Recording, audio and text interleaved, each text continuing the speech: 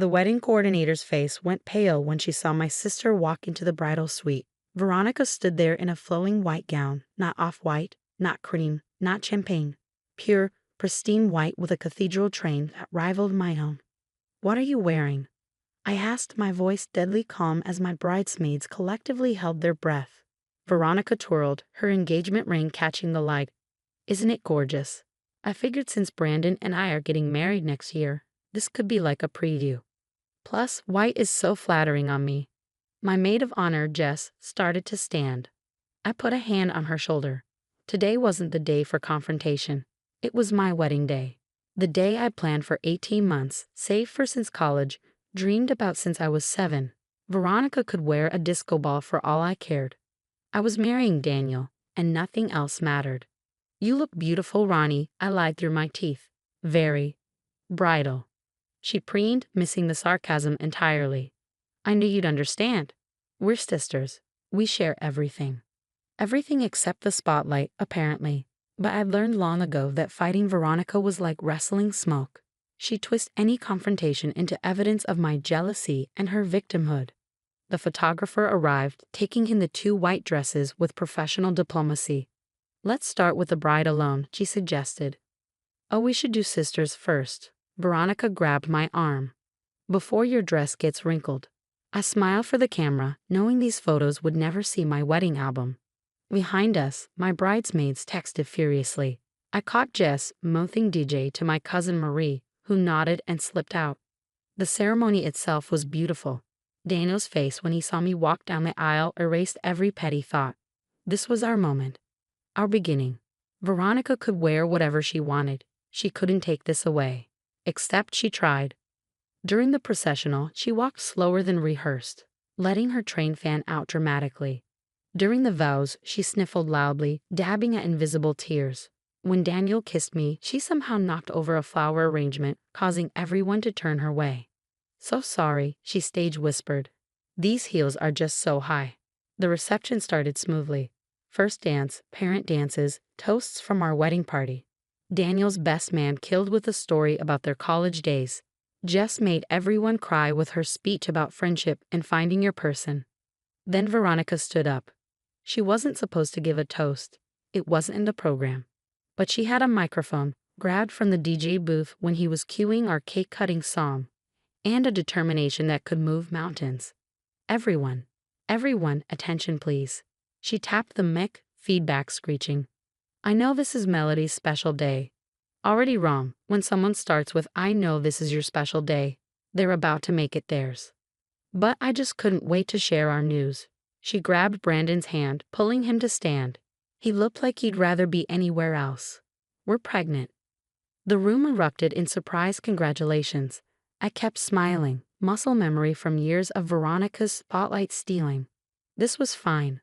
A pregnancy announcement at someone else's wedding was tacky, but survivable. But Veronica wasn't done. "I'm due in May, which means," she paused dramatically, "I'm pregnant with something that actually matters. The first grandchild. The first baby. Something more important than a party." The room went silent. Even Veronica's supporters, and she had them, people who found her refreshing and honest, seemed to realize she'd crossed a line. After all, she continued, oblivious or uncaring. Weddings happen every day. But a baby? That's a real milestone. That's creating life, not just celebrating yourself for finding someone willing to marry you. I felt Daniel's hand find mine under the table. It squeezed at everything. "I love you." "She's insane." "Want me to tackle her?" Then the music started. Not the cake-cutting song. Not the gentle background jazz we'd selected. The unmistakable opening beats of "Before He Cheats" by Carrie Underwood filled the reception hall. Veronica frowned. "What's?" The screens around the room, installed for our photo slideshow, flickered to life. But instead of pictures from our relationship, there was video. Security footage, date stamped from 3 months ago. There was Veronica in the wedding dress shop where I'd bought my gown. She was talking to the saleswoman, holding my dress. "I need this exact dress," her voice rang out through the speakers. "But one size smaller. My sister won't mind. We share everything." The saleswoman's voice was hesitant. "But this is a custom design. We'd need the bride's permission." I am a bride. Veronica snapped. I'm getting married too. And frankly, I'll look better in it. She's always been the heavy sister. The video jumped. New timestamp. 2 months ago. Veronica at another shop trying on white dresses. It's for my sister's wedding, she explained to a different saleswoman. I'm thinking something that really stands out. She loves when I look good. Maybe something with a longer train than hers. Another jump. 1 month ago. Veronica on the phone, pacing in what looked like her apartment. The announcement? Oh, during the toasts, maybe right after the maid of honor. No, Brandon, it'll be perfect. She won't mind. It's not like her wedding is that important. She's been with Daniel forever. This is basically just a formality. The pregnancy? Well, I'm not pregnant yet, but I will be by then. Hopefully. And if not, I'll just say I miscarried later. People love a tragedy. The room had gone from silent to buzzing. Veronica stood frozen, microphone dangling from her hand. Brandon had sat back down, head in his hands. But the grand finale was yet to come. The screen showed a text conversation. Veronica's number to someone saved as Mom. Veronica, Melody's being such a bridezilla, won't even let me announce my pregnancy at her reception. Mom, you're not pregnant, Ronnie. Veronica, I will be by then. Probably, and if not, oh well. It's not like anyone will remember her wedding once I have an actual baby. Mom, this is cruel even for you. Veronica, she's always been jealous of me. This is just payback for existing. The music faded. The screens went dark. The entire reception hall turned to look at Veronica, still standing there in her white dress that, we all now knew, she bought specifically to upstage me. That's edited, she stammered. That's not. I would never. Is it edited, Brandon? I asked, my voice carrying in the silence. Are you pregnant? Brandon stood slowly. No, she's not pregnant. She's not even trying. She's been on birth control the whole time. Brandon, Veronica shrieked. How could you? How could I? He laughed bitterly. You made me complicit in ruining your sister's wedding. You bought a white dress specifically to hurt her. You lied about her pregnancy to steal attention. I'm done, Veronica. This is sick. He walked out, didn't storm, didn't make a scene beyond what was already happening. Just left. Veronica turned to me, tears streaming down her face. How could you do this to me? I didn't do anything, I said calmly. That was all you, Ronnie. Every word, every action, every choice. All I did was make sure everyone saw it. On your DDING. Oh, now you care about wedding etiquette? Jess stood up. After wearing white? After a fake pregnancy announcement? After calling the celebration less important than your imaginary baby? This is entrapment. Veronica shrieked. It's illegal. I'll sue. For what? Marie piped up.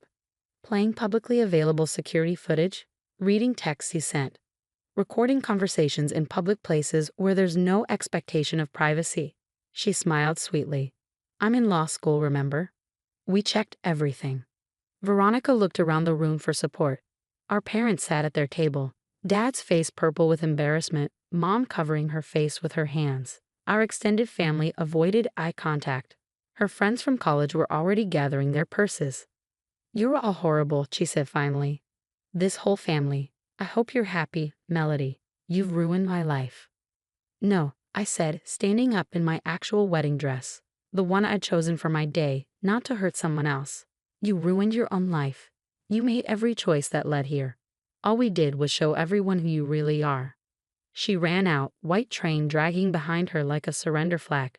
The DJ, bless him, immediately started playing Celebration by Kool and the Gang.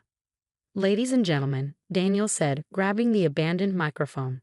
The bar is open, the dance floor is ready, and my wife and I would really like to celebrate our marriage with people who actually love us. What do you say? The room erupted in cheers. The rest of the reception was magical. Without Veronica's toxic presence, people relaxed. Stories flowed about other times she'd stolen spotlights. My aunt admitted Veronica had worn red to her daughter's wedding. My cousin revealed she'd announced her college acceptance at his graduation party. Pattern after pattern of narcissism disguised as enthusiasm. How did you get all that footage? I asked Marie during the mother-son dance. Oh, that was Emmy's idea. Marie grinned, pointing to Daniel's sister. She works in security. Once we knew Veronica was planning something, and she's always planning something. We just had to be ready. The dress shop footage? They remembered her. Apparently, she made such a scene they pulled the security tape in case she tried to dispute the charge. They were happy to share when we explained the situation. And the texts.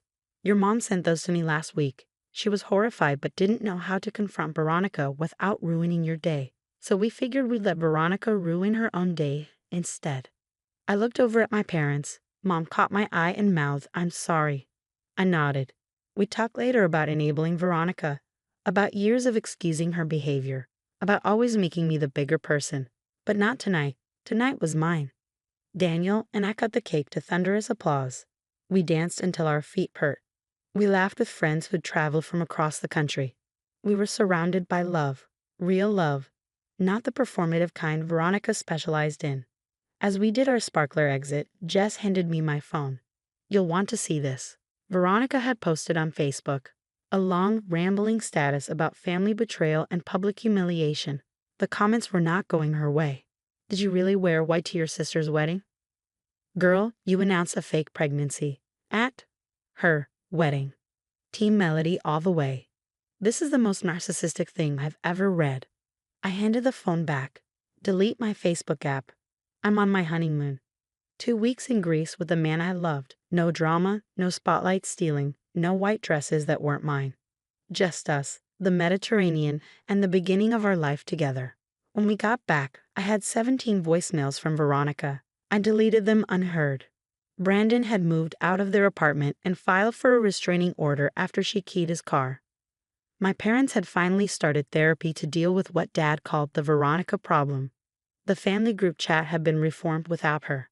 6 months later, she sent a letter, pages of accusations, justifications, and blame. At the very end, in tiny script, "I'm actually pregnant now. No one believes me."